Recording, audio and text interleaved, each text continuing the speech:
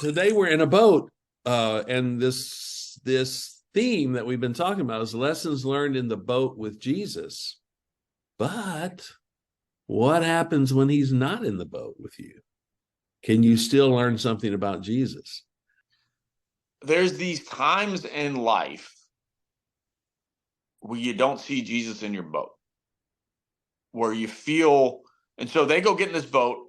Nor do you get closure on what just happened necessarily. Jesus forced them out what feels like on their own, right?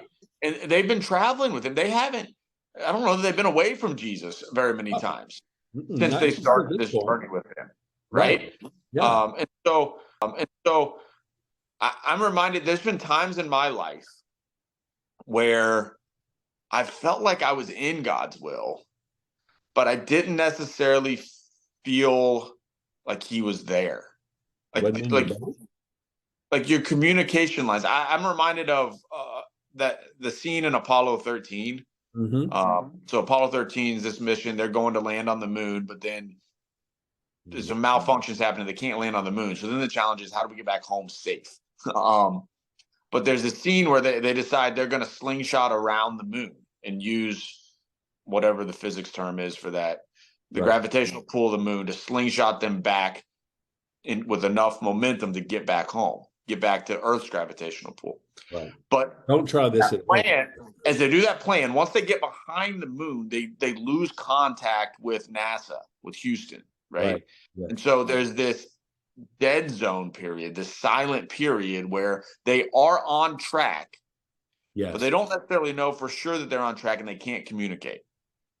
And so there's this tense moment in the movie where they're waiting for them to pop out the other end, and hopefully they're still on track and they didn't blow up while they were behind the moon. But spin off out of space. I felt that time at times with God, where you're like, I feel like I'm on track, but it's just kind of this silent zone. And so what do you do in those times? What do you do in the silent zones? And the answer is you stay on track. Because if the guys in Apollo 13 were like, we can't hear from NASA and we're freaking out, are we on track? Let's take this in our own hands. They end up off track. They never pop around where they're supposed to be. Right. So it's important for us to wait to hear from God. And so these disciples, the last thing he told you to do. Absolutely. He put them in the boat, and they were in the boat, and it's getting rough. But this is a similar story now to the one we just read last week, right? Right. Stormy sea. But there's a big difference. Huge difference. They're looking at the cushion in the boat. Jesus is not asleep. There. He's not there. No. So now times are the sea's getting rough again. It seems like it's maybe a little less ominous, or maybe they've just learned their lesson. They're not freaking out, thinking they're going to die. Right. But Jesus isn't there.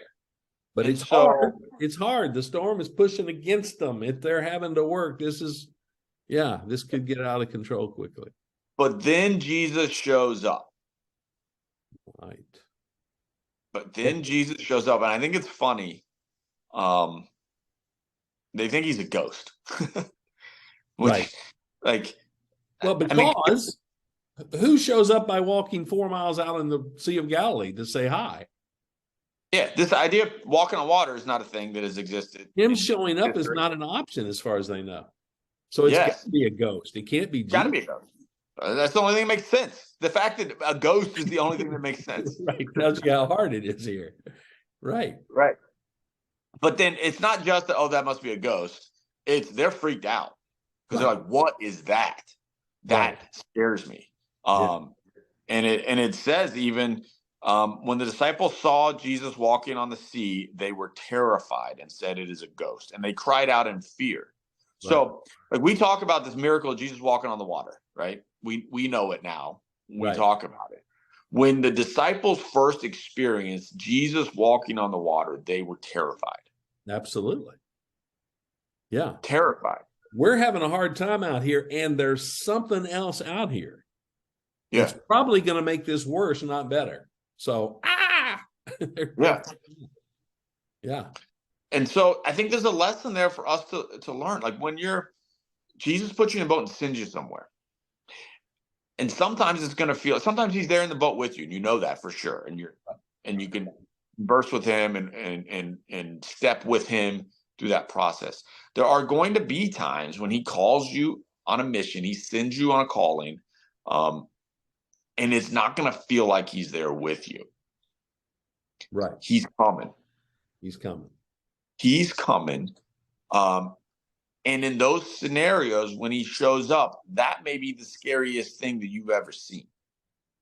Yeah, because he will show up in a way perhaps you're not ready for. Yes. In order to stretch your understanding of who he is and what he's fully capable of doing. Yeah.